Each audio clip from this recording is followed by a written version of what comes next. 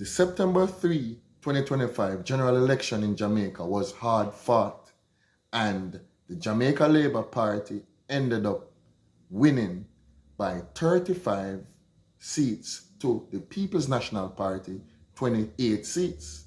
But the People's National Party has doubled its seats count, moving from 14 to 28.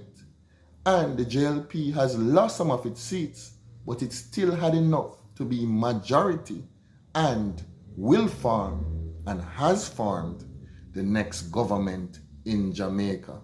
I'm here today, though, to critically analyze the election and the events leading up to the election, to try to say why JLP ended up winning and why PNP doubled its seats but did not have enough impetus, enough push to end up being the winners in that election. All right? This is my critical analysis. Welcome. All right? Now, why did JLP win? JLP win for a number of reasons, chief of which is that they have a very tenacious and forceful and clear leader. He knows what he wants. He was tenacious. He was forceful in Dr. Andrew Holness. What do I mean by being tenacious? He was so tenacious, so diligent, humble, so to speak. He was out in the streets in the halfway tree and all about giving out pamphlets. Are you interested in my achievement documents? Blessing. He was all over the country, cutting ribbons. He pushed out maximum effort. And I respect that maximum effort because guess what? He knew that in a race, you have to try to win the race in the race. You can't win the race when the race has ended. Andrew Holness knew that before the election was the time to work, and then after the election it's time to celebrate. So he did all he could do before the elections to ensure that he would be victorious, because he knew that after the elections it doesn't make any sense now you complain when you could have done all you could before the elections. So Andrew Holness was tenacious. He was out and about. He did what it took. Yes, he went to various parishes, went on the road. He did not leave campaign up to the MPs. He campaigned himself. He helped other MPs campaign. So this tenacity is one of the reasons I believe that the JLP is now in power. The tenacity also showed itself in the debates. It is not your birth that makes you Jamaican. It is the choices you make for your country, including supporting a process that would make a Jamaican head of state here. Because Andrew Holness was willing to go below the belt, so to speak, meaning he was willing to bring up a nationality, race, and citizenship card, which was unfounded, because we all know that Jamaica has black people like me, Jamaica has Indian, Jamaica has Syrian, Jamaica has Chinese, Jamaica has white, all type of people. So, because Mark Golding is of British descent and Caucasian, I believe that Andrew Holness tried to use that as a race card against Mark Golding so that the people will say he's not one of us. But I believe that was kind of below the belt, because there cannot be a man that is more one of us than Mark Golding. Yes? Remember, he was the one who ensured that the marijuana issue that Jamaica had, meaning a young man would not be put behind bars and get a criminal record for just having a little spliff. All right? We also know that Mark Golding's father had done a lot for Jamaica, and he was born in our country of a father which was of British descent. But I believe it's sad that that is used against him, because Mark did not determine his own heritage. So I believe that things that you don't use things like that against people, and I would not. But as I said, Andrew Holness did what it took. Machiavelli says there's any means to an end. And the goal that Andrew Holness had was to win the election. And if it meant throwing Mark Golding under the bus with a race card, a nationality card, a birth certificate card, he was willing to do it. I hear in other circles that Andrew Holness allegedly calls himself the pragmatist, meaning that he's willing to do what it takes. All right? So, number one reason is his tenacity. He was willing to do what it took. If it meant handing out pamphlets himself as the Prime Minister in the Senate, he was willing. If it meant throwing Mark Golding under the bus and questioning his nationality, knowing full well, that Mark Golding is Jamaican, he was willing. He was willing to go all over the parish, driving motorcades, putting in the work to cut ribbons. He was willing. That took effort, tenacity, planning, and vigor. So we have to hand it to Andrew Holness. We have to give it to him. He put in the work. And it's wise because you cannot win a race after it is ended. So I like the fact that he did all he could before the election. And knowing that once the election is over, and if he's not victorious, there'd be a lot of question signs. So he did everything to make sure that he was victorious. And we have to shake his hand and give him that and say, well done, sir. You know, you are an example that when you want something, you have to go for it with all your might and believe that you're going to get it. All right, so his tenacity is chief of the reasons why the Jamaica Labour Party is in power. Second reason I believe that they are in power is that being in government and him being a Prime Minister, knowing when he's going to call the election, he has the advantage of surreptitiously or secretly or privily campaigning without campaigning, meaning he was making moves long time, putting in the pieces to ensure that he would look good if he was to run a campaign. About 2 months before the election, the rural school bus system was announced and launched, and and even though we almost got a scandal out of that in terms of the price of the buses bought in the United States versus what they were invoiced for in Jamaica, all right? But nevertheless, there's a school bus system in Jamaica. Whether or not those monies were part of the monies used to campaign for the election, we don't know. But whatever was necessary, the leadership of the JLP, the Jamaica Labour Party, ensured that they did what it took to have the funds to put things in place so that their public persona, or to the public, they can look like a government that did something. Notwithstanding that while they were campaigning, the roads were bad and some of them not passable, improper roads, and so on and so forth. But notwithstanding that, they pushed ahead. All right. So the second reason I believe that the JLP is won the election and is now in government is that being in government, they had the advantage of planning and rolling out stuff just in time for the election, because that would be a part of the plan to retain power. So they have to do this. They were able to put in the pieces to ensure that they did what it took to win. All right, so that's my second reason. They were in government and they put in the pieces to ensure that they won.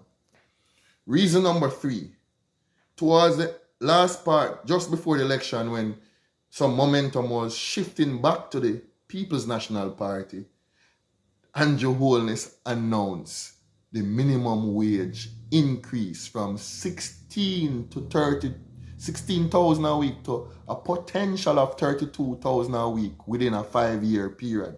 And I think that grabbed the attention of the people. That was a good attention grabber. And I believe that the poor people, that kept ringing their head. They were imagining going home with 25 or 30,000 per week, and all the things that they could do with that, and they said, let us give this government a chance. So I believe that minimum wage announcement also shifted a portion of the populace back to the JLP, and it just like in Bruce Golding's time, the free health care hooked the people, hooked the young people at the time, and was one of the reasons why the JLP won with Bruce Golding. So I believe Andrew Holness took that from Bruce Golding's playbook, and he did not have the free health care to come out with this time, but he came out with a doubling of the minimum wage, clearly targeting the lower class or the lower sector. So you have upper class, middle class, lower class. He was targeting those who survived on minimum wage, and of course, they would want to back any government that would increase their pay. So that's the third reason. The fourth reason, long before, a part of his planning again, Andrew Holness increased the salaries of the public sector workers. That too stood out to the populace or the electorate. I think the nurses got 100% raise. Politicians got, MPs and councillors got 200, 250, 300% raise. You know, salaries of the Prime Minister's salary moved, I think, from 9 million to 28 million. The MP salary moved from something like 6 to 8 million to about 20 million. You have nurses' salary moved from just under 200,000 to just under 400,000. So the salaries were doubled. Policemen's salary doubled, maybe more than doubled. I'm not quite sure the rate of the policemen, but I know that it is more than double. Yeah? Teachers, though, got only 20%. That's the public sector that got the least in terms of raise in that raise that most persons got going 3 years now. The only set of teachers got a double were the administrators, the principal, vice principal, dean of disciplines, and so on. Their salary was doubled. The doubling of the salary or the increase of the salary of the public sector workers also shored up his position. Many persons were loyal because of that salary increase and decided that, listen, I'm going to give him a chance. I'm going to give this government a chance. And they did give him a chance. Reason number 4 why I think the JLP won the election and is now in power is that crime appears to have decreased. And while crime in general did not decrease in Jamaica, the murders decreased. And that was significant in the hearts and mind of the Jamaican populace. So crime appears to have decreased, and that was significant in the hearts and mind of the Jamaican electorate. Those are my 4 reasons why I believe that the Jamaica Labour Party won the last election. Of course, there can be other reasons. Feel free to share your reasons in the comment. And I really want to hear from you. Let your comments be respectful. And I may even do a part 2 where I give 4 more reasons why I believe that the JLP won the last election. But now I'm going to move to the People's National Party. Why was the PNP able to gain 14 more seats than they got in the last election before this one, but still was not able to get enough seats to form the new government? All right, so let's start out with leadership. We know Mark Golding to be a people's person. We know him to be a brilliant person. We know him to be selfless. But sometimes brilliant and authenticity and being a people's person can't win the election.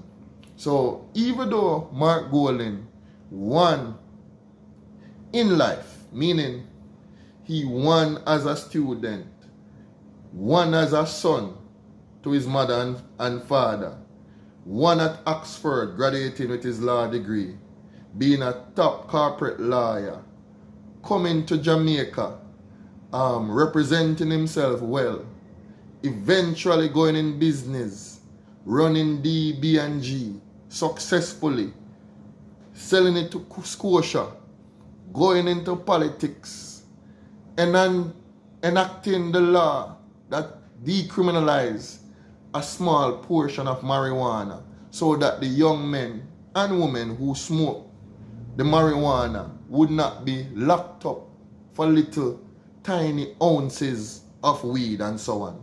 So he protected the culture of the people so that a typical man smoking a little spliff would not be seen as a criminal, would not have to swallow the weed if him see a police, smoking and just enjoying a little spliff recreationally. Alright, so we appreciate all those stuff that Mark did. He even won becoming the president of the People's National Party. So he is a winner. There's no doubt that Mark Golan is a winner. But Mark Golan is also a gentleman. Mark Golan in the debates was not willing to hit below the belt.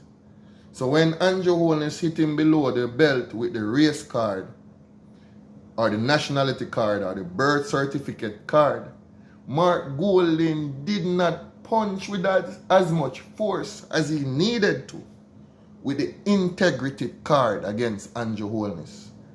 He did not punch as hard as he needed to. Andrew, what they know about you is that you have 28 bank accounts, that you received several $1 million in cash deposits from anonymous donors in your bank account, that your companies had transactions of over $400 million, several thousand transactions between them. He said it in passing, but not as forcefully as Andrew Holness threw the race card in his lap. Because that's what Andrew Holness did. The mere fact that Mark is Caucasian was used against him by Andrew Holness in the election in asking him, are you even Jamaican? Implying that because Mark is clearly white and from a certain social strata in the country, he was questioning his nationality, knowing full well that Mark was Jamaican. Alright, so while Andrew Holness was willing to go below the belt where that was concerned, Mark did not so much go below the belt with the integrity card, because had I been in that debate, I would be more forceful with the integrity card, because it was at that moment that it should be brought out forcefully, and even more forcefully than the birth certificate issue was brought out. So I believe that Mark, being a gentleman, he was not willing to do certain things that it took to, grab the situation and handle it forcefully. All right. So that is one reason I believe that somewhere there, when the birth certificate issue was thrown at Mark, it kind of caused a little shaking. All right. So I believe that's one reason. Another reason why maybe the PNP did not win was the minimum wage issue of doubling the minimum wage. They needed to have responded to that better by giving a minimum wage solution instead of just saying doubling the minimum wage cannot work. All right, so by giving a solution, come out with your solution as well, because you're looking to win an election. So you're willing to do what it takes, not being dishonest to the people, but you're doing what it takes to secure your position, and then probably afterwards you explain to the people that this can be done, but this can't be done, but first you have to win the election. All right, so Andrew Holness recognized that he had to win the election, and he did what it took. All right, I believe that the People's National Party also had a disadvantage of less funds. Clearly, the Jamaica Labour Party having more MPs, they are being well paid, and so on and so forth. They had more access to funds, and in terms of organizing anything, cars, people being paid, food being bought, water being bought, all of that, gas in vehicles, everything would take money, and if you don't have it, you can't spend it, so you would have to cut back.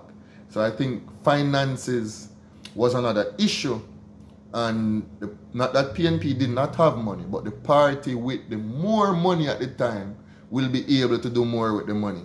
All right, so I believe that in terms of organization, because the Jamaica Labour Party had more money and more time to plan, because they knew when they would really push the election for, so they were able to quietly campaign and put things in place, while the People's National Party had to be reacting to what they did.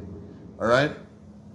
Also, having had only 14 seats in the last election before this, I think in terms of matter of confidence, I think PNP had to basically build back confidence in themselves and believe in themselves that, listen, we can actually form the government, we can do it, we are not just trying, we are not just entering this race timidly.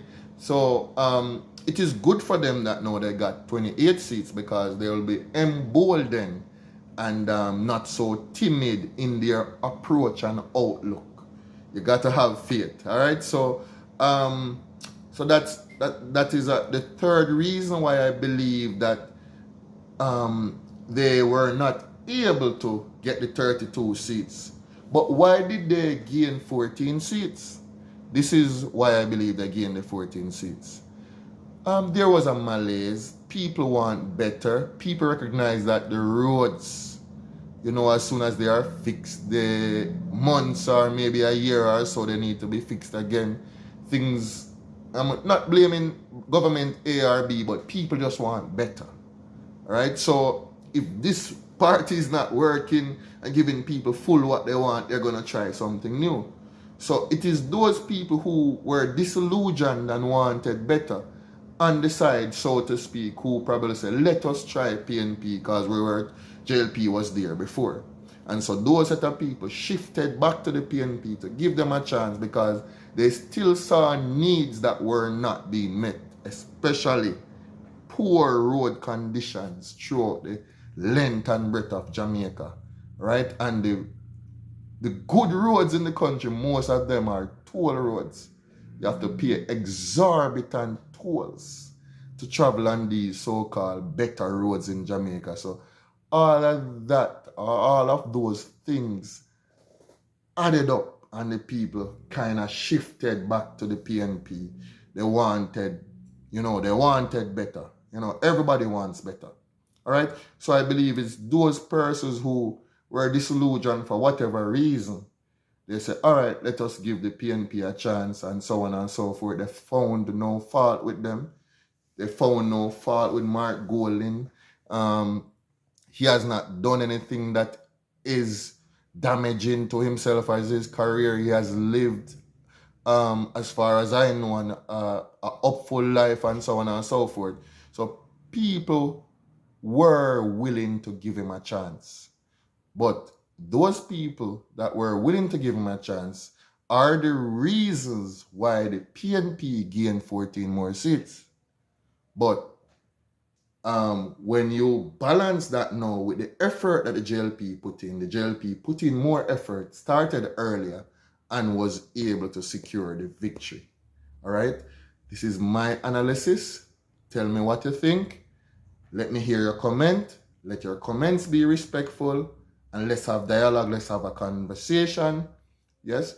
And in all of this, we want Jamaica to come out the victor, so that Jamaica may, under God, increase in beauty, fellowship, and prosperity, and continue to play her part in the welfare of Jamaica and Jamaicans and the whole human race. All right? Let me hear what you think. I hope my argument was balanced, did not seem one-sided, and even if it was, feel free to comment respectfully. Thank you very much.